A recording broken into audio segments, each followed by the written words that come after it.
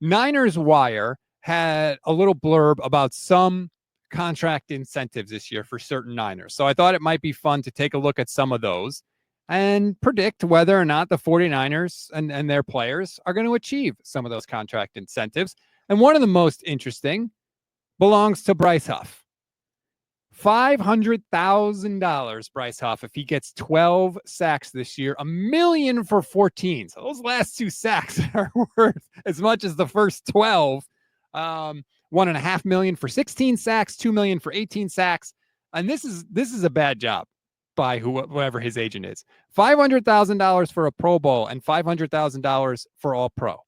It is so much harder to be an All Pro than a Pro Bowler. You should have gotten a much bigger bonus for being an All-Pro. Yeah. I mean, for the record, I think the way you explained that is slightly off.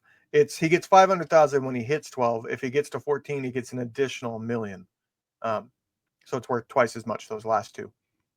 Not just as much. But he's not getting any of these, so I don't care. What?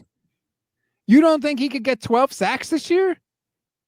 Not with the first-round pick and Nick Bosa on the team, no.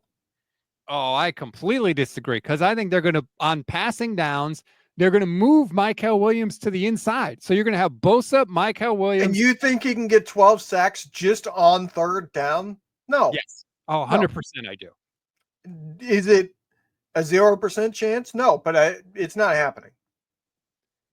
Why not? 12 sacks for a third down specialist is not something that happens. D Ford played 11 games and got 6.5 sacks, and he was a third down specialist. Yeah, he was a third down specialist that was a freak. Bryce Huff is not the same person. I think Bryce Huff in situations, now he's not a 3-down player, but I think he absolutely can get 12. He better get 12 sacks. They need him to get 12 sacks. He's not getting 12 sacks. What are you smoking? Like, I'm shocked that you think you're sitting here thinking like 12 sacks is something he should be getting. No. 12 sacks from your third pass rusher? No. There's no reason he can't do it. He's not going to get double teamed. Nobody on this team last year got to 12. Nobody. He is 10, other than Nick Bosa, he's 10 times the pass rusher of anybody else they had on the team last year. And how many did he get last year? I don't know. I know he didn't play that much with the Eagles, and he got hurt, so that was a factor. He got 2.5 last year.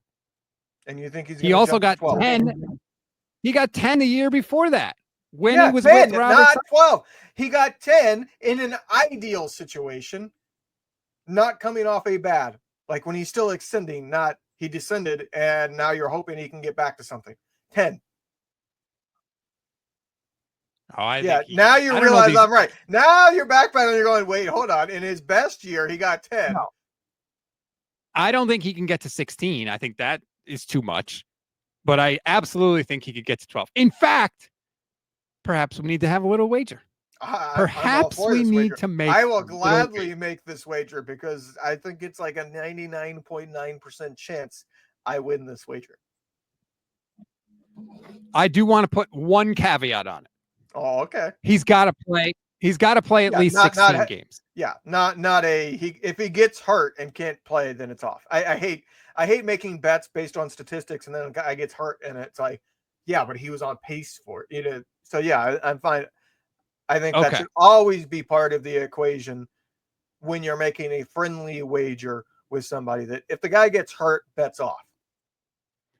Chat, what do you think? Do you think 12 sacks for Bryce Huff is too high of an expectation for me, or do you think he could get 12 sacks given the fact that he's now with Robert Saleh in the wide 9 again, has Nick Bosa on the team, hopefully has someone that will help in Mykel Williams rushing from the interior? What do you I'm surprised. I thought we were going to agree on that one. All right, see, this is good. I'm glad we did this. Are you keeping facial hair throughout the season? We'll have to see. That's called a tease. Oh, come on now. I was going to say, if you're keeping the facial hair permanently, if you lose that bet, you got to like shave half of it for one show. That's not bad. I'm not going to lie. Jake Brendel has contract incentives. I don't really care. He gets 500,000. Wait, I'm assuming this is supposed to be $500,000 because they have the comma in the wrong place. And I don't think Jake Brendel has a $5 million incentive in his contract for making the Pro Bowl. This is one of the few that I think in this segment that we're doing that will actually happen. Brendel is probably going to play 60, 75%. 90 is possible. The thing is, I was thinking about it, I was like, okay, at what point would he not? Well, if he misses, let's say, one game, he's hurt. Just one game. Well, that's 1 out of 17 gone. So you're looking at about, at that point, if he plays every other snap of the entire season, he gets like 93%. Well, there's a decent chance that some of these games are blowouts one way or the other, and he gets pulled to save him, or he gets dinged up and he misses, a series or two and then comes back in. So I think the 90% is very much, that would be a coin flip, I would say. But 60 and 75% he's likely to hit because who else is playing center? That's the thing. I mean, if he's healthy, he's going to play. They're not benching him. God knows they're not benching him. If he was going to get benched, he would have got benched last year. And instead, Shanahan and Forrester said it's the best of any 49er center that they've had. So he's going to play if he's healthy. He will be out there on the field. Unfortunately. Let's look at Luke Ferrell, the big free agent signing this offseason. This is crazy to me. This is just like a gift. If Luke Ferrell plays 40% of the time and the Niners make the playoffs, he gets $250,000. Imagine an incentive, and imagine if your job said to you, Levin, if you don't show up 60% of the time, the majority of the time, if you're not there, you could get $250,000. That is a great incentive for Luke Ferrell. That is like a gift because he's making that. For one, I don't think he will. He's a backup tight end. I don't think he'll get 40% playing time. Two, that kind of actually is how my job works. I work half the time just by schedule. I work half the time, and then I have vacation, which ends up lowering that to close to 40%. So I think they want Luke Ferrell on the field all the time. I think that's why they signed him. I think they want to go 2 tight ends on the field as much as possible because they want to have Kittle, especially early in the year, with all the uncertainty that we've talked about. They want Kittle out running routes. And for whatever reason, they think the only way to do that is to have Luke Ferrell out on the field. So I think he's going to get a ton of run. I'll say this. With Kittle's injury history, I would say 40% might happen.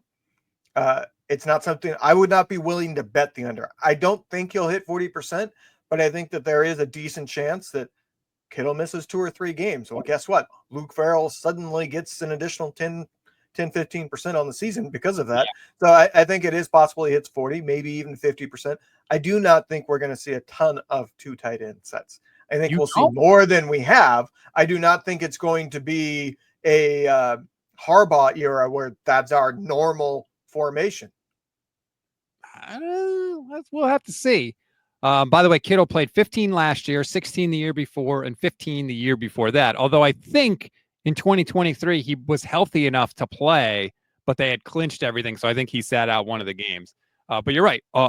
Luke Ferrell having to start and play a whole game changes those numbers drastically. So it will probably. I could see him hitting 40.